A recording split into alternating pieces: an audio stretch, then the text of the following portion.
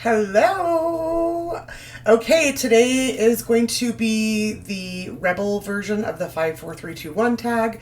I was tagged by Tami at Tami Pie, and this tag was created by Kelly Bear.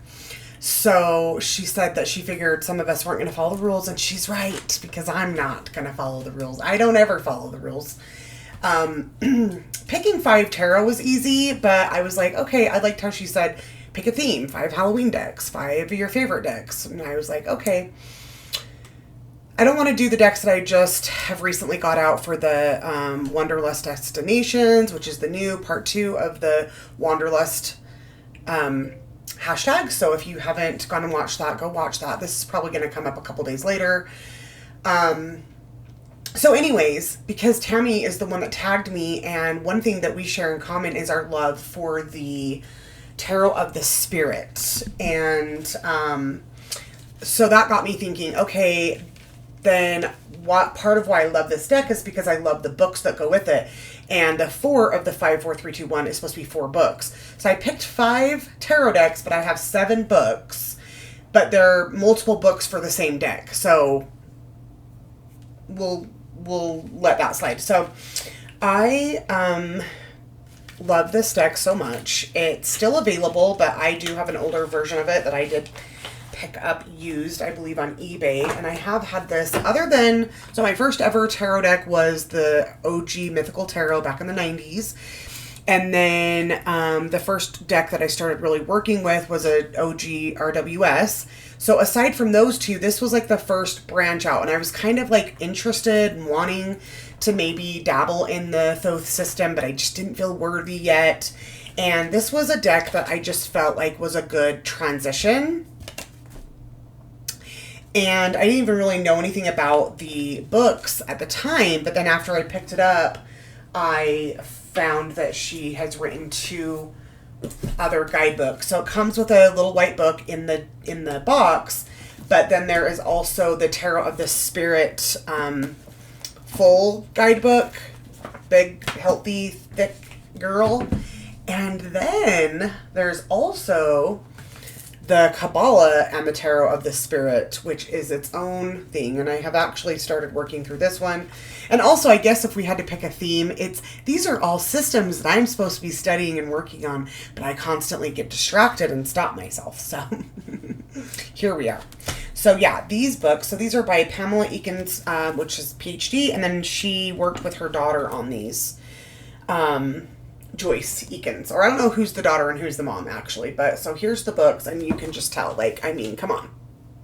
That's a whole lifetime of study in just this one system, right? So I'm going to do my 5 and my 7 together. So, yeah, these have, if you're a person that doesn't like a keyword on your card, you're probably not going to like this. The court cards are father, mother, brother, sister. And then of the elements, so we have sister of fire, brother fire, mother fire, father fire. The images are like watercolor. They're just, I mean, I'm filming this on my computer, so the quality isn't the best, but just trust me, this deck is so good. There's the back of them. So that's my first of 5 decks, is the Tarot of the Spirit, and we'll count the 2 books as one because it's for the same system. Okay, number 2, so that started the theme. So number 2 is a system that I have actually spent a great deal of time studying, and it is the Brotherhood of the Light. And the companion book to that is the Sacred Tarot through the Brotherhood of Light. I am a part of this membership, and they are actually now known as the Church of Light, and you can find them at thechurchoflight.org. This is a really interesting system. It switches the pentacles and the sword. So pentacles become air and swords become earth. And that was just, I don't know what about that intrigued me. Maybe because I'm such a rebel and I don't follow rules. So when I see another system doing what it wants, I'm like all about it. Now you can still purchase, sorry you guys, I'm a mile a minute. if you're new to my channel, I'm Rhiannon Rambles, and I do ramble a lot, and I do it very quickly. So you can still pick up this version of the Brotherhood of Light Tarot easily, but being extra like I am, I wanted to go find an original. So this is a copy from copyrighted in 1936, and this is renewed from 1964. So this deck is from 1964. Its black and white version of this is the color version. And if you know me, you know that I enjoy my tarot, well, I enjoy my Egyptian tarot specifically, and that is what this is called, is the, well, this new one I think is called the Egyptian Tarot, the Brotherhood of Light Egyptian Tarot. So also in this system, the tens are a separate thing, and then there's horsemen as the knight, which are separate from the other courts. So the suits of pentacles and swords are switched. The fool is number 22. It's not 0 and 22. It is number 22. It is a pip deck. But I did a very extensive course on this particular tarot system through the Church of Light. I actually didn't end up finishing it because for personal reasons that I'm not going to get into, but you know how you know when you hear something if it calls you. If this system calls you, I do recommend looking into joining the Church of Light. And you can just see, you know, how much I have tagged this book up. This came into my reality July 13th, 2020. So I don't know about you guys, but I always like to mark my book so I know when it came to me and kind of like, you know, keep track of how long I've been attempting to study something. But I would say out of all the systems I'm going to talk about, I have spent the most with this system. Next is a Thoth deck called the Patch Tarot, and it is so cute, and also has a super juicy guidebook. And you can see this is just wow. Was not cheap. I think the guidebook and the deck together were around 120 or something like that. I love the deck, except for it's too slippery. I don't love the cardstock. It's high gloss. It just moves around too much. It does not stay put. I don't like that the backs are not reversible. I read reversals and I can tell the difference. So I don't love that. I like how it sounds when it shuffles, but it's just too slippery. If you like jumpers, you would like a deck like this because it's so slippery. You're bound to get some jumpers. But anyway, it's kind of a different size as well. But part of what I love about this is I've been watching the Patch, what's it called? Spirit. What's the name of the channel? I can't think of it. Spirit Science. I have been watching Spirit Science since like somewhere around 2009, 2010, since its inception. Since, if you guys know, one of the founding members went born again Christian like during Virtue. So like way before that. So, you know, it has a soft spot in my heart because they did play a big role in my awakening. And I just think that the little characters, the little Patch characters are just adorable. But yeah, this is a Thoth system. And I do like that on each of the cards you do have your correspondences like a Thoth deck would, but there is one tiny little keyword up in the corner. Like, so for instance, this King of Pentacles says determined up here. And then in the reverse, it also has a keyword in reverse, which is dull. I don't know how I feel about that keyword, but yeah, it's it's a little bit lighter, you know, when you're trying to study the Thoth. It can be daunting, and like Tami mentioned in her book, she mentioned Juan Milo Duquette's version of the Book of Thoth, which I definitely recommend because I tried digging into Aleister Crowley's, and over my head. It's like reading the Bible. So if you are on a Thoth journey, I do recommend this system, the Patch, the Book of Patch, and or Lon Milo Duquette's Book of Thoth, which it's called something different, but anyways.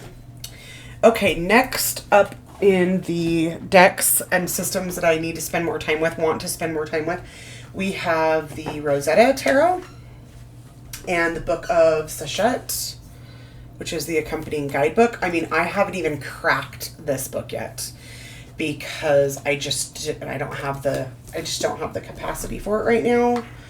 I want to. This is OOP. It's kind of cool. It did come with a cartouche of your name.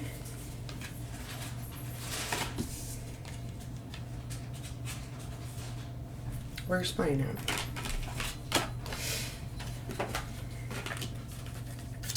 Nonetheless, and I can't believe I forgot to include this in my Egyptian themed decks. I mean, it is a Thoth deck, but it's also Egyptian themed.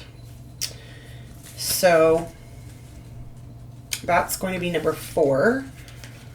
And my 4th book, but really my 5th, because I'm cheating. The 5th deck is the Conley Tarot, and that leads us to 2 books, which are the Tarot, the Handbook for the Journeyman.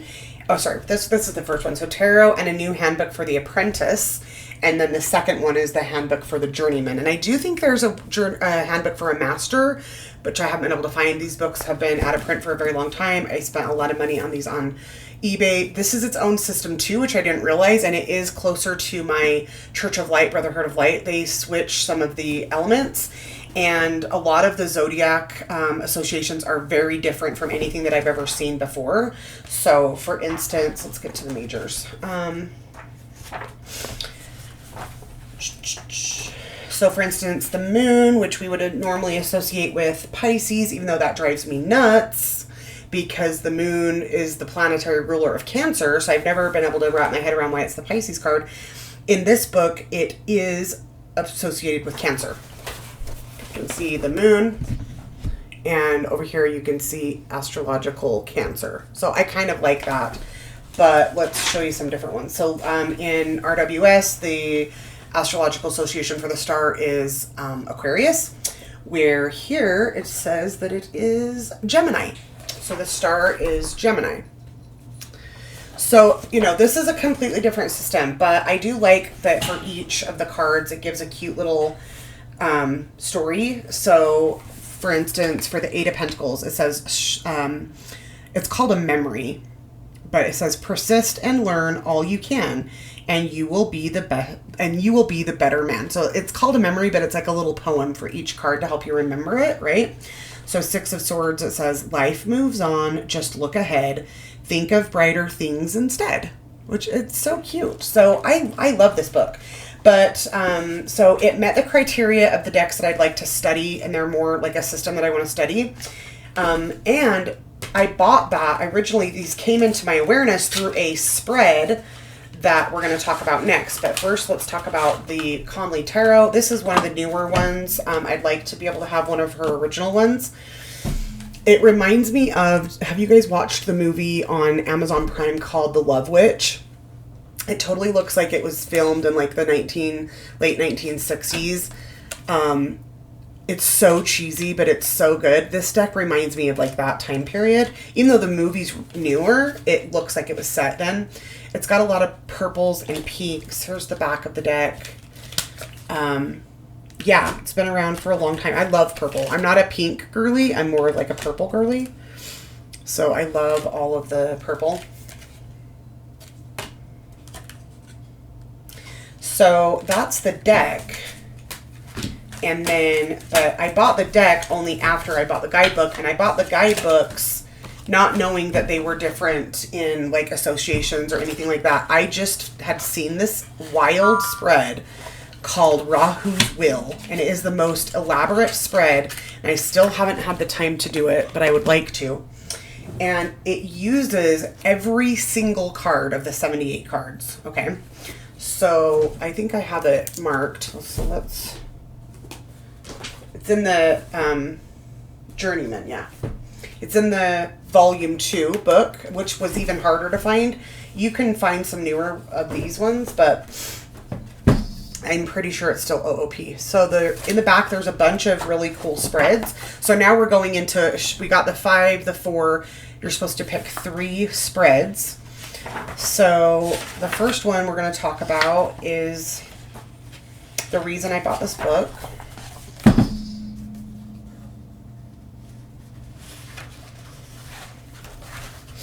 Well, there's a picture of it. Rahu's Will. Oh, Radu's. Rahdues. Radu's Will. Okay. So I'll read you guys a little bit about it. It's got pages and pages. It's like, it's such an integral, like, thing. Okay. So now we come to the largest and most complex of all the spreads, a magnificent spread that has never before been presented in print. It will take time and patience to learn and analyze, but I can promise that you will find the results most rewarding. You will probably come to use it as a continual reference. A word of caution here, do not use this spread for anyone else until you have used it for yourself and become thoroughly familiar with it, which is why I haven't done it, because I want to do it for myself and I need a huge table. My desk's not big enough. I'm probably going to end up having to do it on my floor, which I don't know about you guys, putting my tarot cards on my floor gives me a ton of anxiety. So that's why I keep putting it off, but I need to make it happen. So do not use this spread for anyone else until you've used it for yourself and become thoroughly familiar with it. Your personal experience with it will give you an idea of its power and depth and what is involved in terms of personal acceptance and possible readjustment in thinking and action. Radu's Will is an in-depth spread composed of several mystical combinations, wheels within wheels. The effect of these combinations forms rigid structure which exposes for the purpose of divination the various aspects of any one life experience at the moment in time. This spread can be thought of as a major musical composition, a huge orchestration of separate vibratory instruments, each section in perfect harmony with all others. Time and rhythm are expertly interpreted by the conductor, you, the journeyman. To conduct this wonderful mystical symphony, you must be aware that every move is vital. You are the conductor of your life, and each area of it will be affected by your direction. The music you hear and the level of your performance depends on you. Many things happen in our lives to create a deep desire to understand why. Why tragedies and traumas? Why good or bad relationships? Why illness? Because the answers to these questions are not readily available, we usually settle for something like, well, that's life. Yes, it's life, but more importantly, it's your life. There's a reason for everything that happens to you. This alone should spur you on to investigate those reasons. The higher self retains all the knowledge in this area. If you feel restricted, unable to probe your higher consciousness through meditation, try Radu's Will. This spread will help you release hidden past memories, patterns, and gain access to your inner wisdom. I need to do this because I've been talking with my friend Rochelle because she has amazing dreams and does amazing dream work. And I actually had her create a custom spread for me. And I probably should share that with you guys as the second spread. But she actually created me 2 spreads for me to do to figure out like why I'm not remembering my dreams. Why am I blocking? What am I blocking? And it sounds like this is kind of similar to that. So it just is so integral. It goes on. So that's 1, 2, 3, 4, 5, 6, 7, 8, 9, 10. It's over 10 pages. 11, 12, 13, 14, 15, 16, 17, 18, 19, 20, 21, 22, like, and going, okay? So 22 pages and counting. Like, it's crazy. There's an entire chapter on that. So that's why I bought this, and I did buy this years ago. I wish I would have written when I got it. I know I've had this probably since 2020. So that's my first spread. And